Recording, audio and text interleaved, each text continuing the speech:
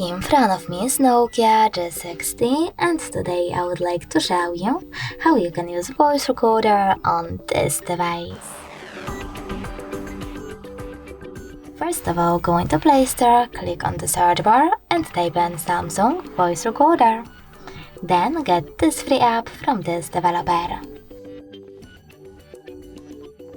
Now open it and click on this X icon at the top right corner. Following that, hit this red button and choose while using the app in the pop-up. As you can see, after that, recording is on. If you wish to pause it or unpause it, use the same red button. Now, in order to add a bookmark, click on this left icon, type in wherever you wish to, or not at all, and click on OK.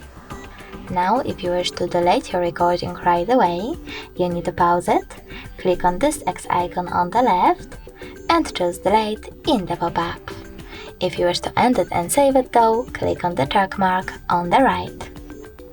Now choose Save at the top right corner, and rename your recording by clicking on those three dots. Then click on Rename option over here, and type in wherever you wish to.